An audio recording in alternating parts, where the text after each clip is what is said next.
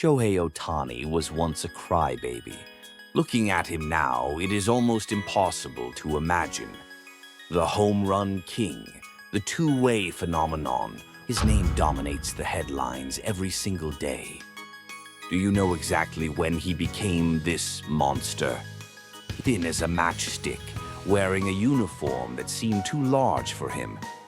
Japan once told him that being a two-way player was impossible.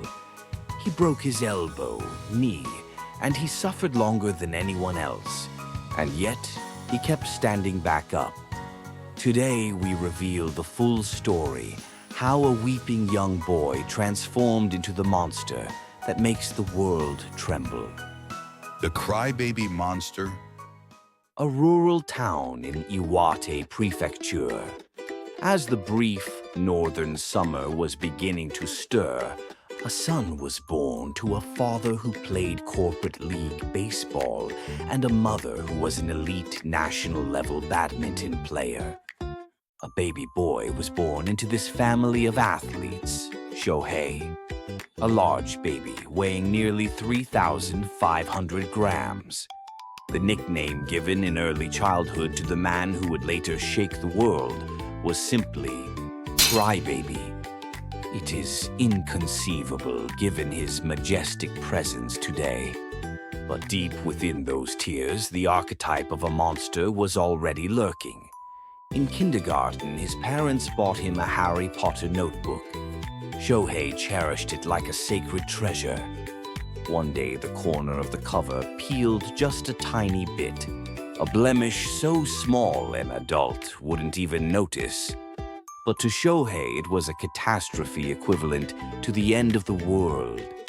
He wailed as if possessed, trying to fix it by coloring it himself, but it didn't go as planned. He cried louder, thrashing and rolling across the floor. Watching this, his mother realized he wasn't just an ordinary child. He simply could not settle for anything less than perfection. He could not tolerate even the slightest deviation from his internal ideal, that extraordinary perfectionism and hatred of losing, the talent that would one day teach despair to pitchers and hitters worldwide was. Quietly sprouting from that tantrum over a Harry Potter notebook, we all likely remember something similar, the things we found unforgivable as children. Trivial to an adult, but the most important thing in the world to us. This is where Ohtani's perfectionism began. The sanctuary of home. So how did his parents raise such a child? Here lies the greatest clue to decoding the man known as Shohei Ohtani. His father and mother were not merely indulgent. However, what triggered their anger was fundamentally different from other households. One day, when Shohei became frustrated and tried to throw away his precious notebook, shouting, "I don't need this," his father raised his voice for the first time. Someone who does not value their possessions can never achieve anything. He never got angry about grades or batting averages, but he never compromised on a person's fundamental attitude. His father says, "We didn't do anything special. We just believe children grow up watching their parents say good morning and thank you." His mother, Kayoko, adds, "There was nothing extraordinary. We simply treated them with love and affection. Even if he ran wild in the living room or jumped on the sofa, his parents would just smile. It was because he had this absolute comfort zone at home that he developed a mentality that would not break, no matter how much the outside world criticized him."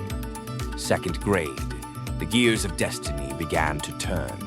The day he went to watch the local Mizusawa Little League practice, he said with sparkling eyes, "I want to play baseball with this team too." This was the moment history began to move. And then a single notebook began traveling back and forth between father and son. The baseball notebook was an exchange diary between father and son. His father knew that a son entering adolescence would rebel if told things directly. So he entrusted his thoughts to the written word. Reflections on games, good points, areas for improvement, goals for the next match. What was written there wasn't just about mechanics. It was about greetings, attitude, and how to treat teammates. And through that notebook, his father imposed 3 promises upon Shohei. First, play energetically and with a loud voice. Second, practice playing catch with all your heart. Third, run at full speed. These were neither advanced techniques nor abstract philosophies of grit. They were the minimum standards to be upheld as a human being before being a baseball player. Shohei Ohtani kept these 3 promises until he graduated from Little League. Or rather, to be precise, he is still keeping them today. Dodger Stadium. Even in a historic game with 50-50 on the line, he encouraged his team louder than anyone. He meticulously went through his pre-game catch and aimed for the next base with full effort at every opportunity. Even as the world's greatest superstar, what he does is exactly the same as the promises he made with his father on that field in Iwate. He is simply, honestly continuing to do them. We all had those obvious things told to us by parents or teachers. Greet people. Keep your promises. Don't cut corners. But how many people have continued them for 30 years without fail? Shohei Ohtani did. That is why he became the best in the world. A coach from the swimming school he attended as a child saw him from a different perspective. That boy would have succeeded even if it wasn't baseball. In the swimming classes he started in kindergarten. Shohei improved at an extraordinary speed. He was simply masterful at using his body. He swam in a way that minimized water resistance without being taught. The coach said he genuinely believed Shohei could have aimed for the Olympics. The phenomenon was already happening during his Little League days. At the Mizusawa Little League field, a river flows past the right field fence. It was a distance of about 65 meters, absolutely unreachable for an ordinary elementary schooler. But every time Shohei swung the bat, the ball effortlessly cleared the fence and plunged into the water. Shohei, we're going to run out of balls. Because balls disappeared into the river so frequently, the team's equipment budget became a serious concern. The exasperated coach made a suggestion. Shohei, your pulling power is too strong. If pulling the ball to the right sends it into the river, just hit it the other way to the left. He was asking an elementary school student to control his home runs, a feat difficult even for professionals. But Shohei did it effortlessly. If I hit it to the opposite field, it won't go in the river. With that, he began consistently spraying hits in the opposite direction, polishing one's batting technique just to avoid losing balls. It sounds like a scene from a manga. It sounds like a joke, but this was reality. Where else could you find an elementary schooler who could actually do that? There was one more major turning point. His father made a suggestion to Shohei, who was originally a right-handed hitter. Why don't you try hitting left-handed? The reason was simple. You're closer to first base, increasing the probability of a hit. Ichiro was a lefty. Hideki Matsui was a lefty. If it's an advantage, do it. Shohei immediately took on the challenge of the left-handed batter's box. The view and balance are completely different between right and left. Normally, your form would collapse and results would vanish. But he was different. Immediately after switching to left-handed hitting, he began producing a string of sharp cracks of the bat. In fact, the ball was traveling even further than when he hit right-handed. His father says he still remembers that sight vividly. Everything I taught him was absorbed like a dry sponge soaking up water. What would normally take 3 years, Shohei would master in 3 days. The standard growth curve simply did not apply to this boy. This is where the true story begins. By the time he entered junior high, his existence became impossible to hide. In national tournaments, his velocity already exceeded 130 kilometers per hour, and whenever he swung the bat, the ball left the park. Professional scouts were already haunting the stands. One scout left a note from that time written in trembling script. A monster, a guaranteed first-round pick. Elite schools from across the country clamored for the young Ohtani. Yet he did not choose a powerhouse from outside Iwate Prefecture. I will be number 1 in Japan. I will throw 160 kilometers per hour. With that declaration, he headed to his local school, Hanamaki Higashi High School. Waiting for him, there was a mentor who would completely rewrite his values.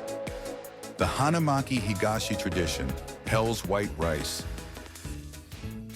Hiroshi Sasaki, the head coach of the Hanamaki Higashi baseball team. He was more than just a passionate coach. He was an educator, a motivator with a deep philosophy. The first thing this man had the newly enrolled Ohtani do was not throw in the bullpen nor swing a bat. It was to fill out a goal achievement sheet, a mandala chart often used in the business world. In the center of the 9x9 grid, Ohtani wrote without hesitation, "To be a first-round draft pick." An extraordinary goal for a high schooler. But this is where the inner workings of Shohei Ohtani's mind become fascinating. He filled the surrounding squares with the elements necessary to achieve that goal. Physical conditioning, control, sharpness, technical items lined the chart. But it didn't end there.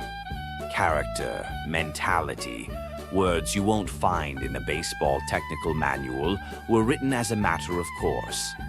Looking closer at the section for luck, he had listed picking up trash, cleaning his room, attitude toward umpires, reading books, and becoming a person people want to cheer for. A 15-year-old boy understood that luck does not fall from the sky. It is something you summon through your daily actions. Coach Sasaki would always say, "Do the things that others hate to do. Work hard when no one is watching. That is what brings luck." American fans are amazed when they see Ohtani casually picking up trash on the field during a major league game. Is he a wizard? Why does he do that? To Ohtani, it isn't a performance at all. He is simply picking up the luck that someone else dropped. The philosophy he forged in high school continues to drive his routine today. How do you perceive luck? At 15, Shohei Ohtani believed luck was something earned through effort. So he picks up trash. He gives greetings. As a result, he became the best player in the world. Is this a mere coincidence? And there is one more number that defined his life. 163 kilometers per hour, approximately 101 miles per hour. Upon his enrollment, Coach Sasaki told Ohtani, "Your goal is 163 kilometers per hour." At the time, the high school record was 157 kilometers per hour at Koshin. Even among pros, only a handful could throw 160. By any common standard, it was an insane number. But Coach Sasaki was serious. If you make 160 your goal, you'll end at 158. Only by aiming for 163 does 160 come into view. Do not set your own limits. Do not just blindly accept the world's numbers. That message was etched deeply into Ohtani's body and soul. However, building a body capable of throwing 163 was no easy task. When he started, Ohtani was over 180 centimeters tall, but weighed only in the 60-kilogram range. His uniform was baggy. He was so thin that a gust of wind might blow him away. At this rate, he couldn't compete at a national level, let alone the pros. What awaited him was the Hanamaki Higashi specialty, Hell's Meal training. The regimen was simple and merciless. 10 bowls a day, 3 bowls of rice for breakfast, 3 for lunch, and 4 for dinner, forcing 10 bowls into his stomach every single day. It is said there was even a special menu for the lanky Ohtani. In the dormitory cafeteria, Ohtani shoveled down the rice with tears in his eyes. Then came the summer of his senior year. The moment arrived suddenly. A single pitch released from the set position. A fastball, low and inside. The stadium speed gun flashed. 160. The first 160 kilometers per hour pitch in high school history. It wasn't a murmur, but a roar bordering on a scream that shook the stands. Scouts behind the plate did a double take. Was it a mistake? No, it was real. Some even suspected the speed gun was broken. It was the moment a number usually seen only in video games lit up the real scoreboard. But stories don't always end conveniently. In the final against Morioka Daiichi, Ohtani pitched, he hit, and he lost. He missed Koshin by a single step. Yet, he was looking forward. His gaze was already fixed on the world that lay beyond Koshin. Autumn 2012. Before the draft meeting, Ohtani held a press conference. I am going to the majors in the U.S. It was effectively a letter of resignation to the Japanese baseball world. Reckless. He'll never make it. He's disrespecting Japanese pro baseball. Criticism blew in like a storm. Japanese teams began to solidify their policy of avoiding his nomination, knowing he would refuse to join. We can't waste a first-round pick here. Everyone believed Ohtani was headed for America. And yet, October 25th, draft day, Shohei Ohtani's name appeared on the monitor alongside the Hokkaido Nippon Ham Fighters. The venue erupted in a commotion, a forced nomination. Only Nippon Ham, led by manager Hideki Kuriyama, gambled on the possibility. Ohtani's expression was stern. I appreciate the evaluation, but my feelings haven't changed. The possibility of me joining is 0. He was resolute. But from here, a great reversal began, one that would change the course of Japanese baseball forever. Challenging the impossible, the revolution. Hideki Kuriyama. Without this man, the two-way Shohei Ohtani would not exist today. Despite Ohtani's firm refusal, the team attempted to persuade him again and again. Even when they were turned away at the door, the team did not stop. However, Kuriyama had a conviction. We must not let him go to the majors right now as he is. There is a high chance his talent will be worn down and wasted. The harshness of the American minors, the language barrier, the environment. He intensely feared a future where this jewel of a talent would be chipped away before it could be polished. A Nippon Ham official told Kuriyama, "Kuriyama-san, taking Shohei in means we are taking responsibility for Japan's national treasure. If we fail, we'll have to answer for it with our lives." That was the level of their resolve. The team compiled a top-secret document, Shohei-kun, The Path to Your Dream. It contained a thorough analysis of historical data. It argued that the success rate is higher for those who build a record in Japan before moving, rather than going directly from high school. Using examples of Japanese successes and failures, they used numbers to prove that now is not the time for Ohtani to go to MLB. But it wasn't the data that truly moved Ohtani's heart. It was a single phrase from Kuriyama. "Let's walk a path no one has ever walked. Be both a pitcher and a hitter. The two-way way." The moment those words were spoken, Ohtani's eyes wavered slightly. In the majors, he would be forced to choose one. But at Nippon Ham, he could aim for both. To become the best player in the world. That was Ohtani's dream. In that case, it was better to aim for the summit in a way no one had ever done. Two-way. To him, that term might have held the same allure as a legendary weapon from the fantasy novels he read as a boy. December 25th, 2012. Christmas Day. Shohei Ohtani announced he would join the Nippon Ham Fighters. He was given the number 11, the ace's number previously worn by Yu Darvish. From here, the two-way path began, a journey of both heresy and glory. Think about this for a moment. If manager Kuriyama hadn't been there, if Nippon Ham hadn't forced the nomination, Ohtani might have gone to America at 18 and been crushed in the minors. 2013, his rookie year. From the very first day of spring training, the number of media cameras was staggering. But even more intense was the fierce counterpunch from the baseball establishment.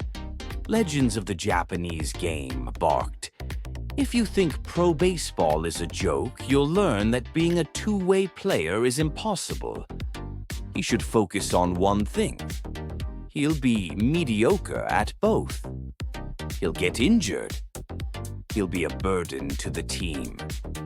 Television and newspapers overflowed daily with rhetoric, denying the possibility of the two-way dream. But the moment he saw Ohtani take batting practice, his expression changed. "The sound of the bat is different. He's hitting it further than I am." With a single swing, the monster silenced even his own teammates. Opening day 2013, he started in right field, the first rookie out of high school to start for the franchise in 54 years. He immediately racked up 2 hits. Shortly after, he made his debut as a pitcher. He clocked 157 kilometers per hour, sending a shockwave through Japan. He can actually do it. The public sentiment began to shift. But the true revolution was yet to come. In his 5th professional year, a legendary season arrived that would be etched into the history of the Fighters. As a hitter, a .322 average and 22 home runs. As a pitcher, 10 wins, 4 losses, and a 1.86 ERA. Seeing these numbers side by side still defies logic. And then in the Japan Series Finals, 165 kilometers per hour flashed on the scoreboard. The Sapporo Dome shook. 165 kilometers per hour, the fastest in Japanese history. Even his breaking balls exceeded 150 kilometers per hour. batters flinched at his sliders, and his splitters vanished as if swallowed by the earth. It was a performance that made you wonder if he was even playing the same sport. After retiring the final batter, he stood tall on the mound like a guardian deity. His presence held total command over the summit of Japanese baseball, a national championship, MVP, and the unprecedented feat of being named to the best 9 as both a pitcher and a designated hitter. He didn't argue with the naysayers, he silenced them with sheer ability. Before long, everyone was an Ohtani supporter. In 5 years in Japan, he proved that the word impossible is merely a synonym for something that hasn't had a precedent yet. Entering 2017, Ohtani held another press conference. "I will challenge the major leagues." The challenge that was slammed as reckless 5 years ago had transformed into a nationwide expectation of sending forth Japan's greatest masterpiece. The world had not yet seen Shohei Ohtani in his true monster mode. The American media was cold. A hitter at the level of Japanese high school baseball won't stand a chance. Two-way? What's that? A New York columnist wrote, "He doesn't know the harshness of the big leagues. He'll be back in Japan soon." This was the beginning of Ohtani's true descent into hell.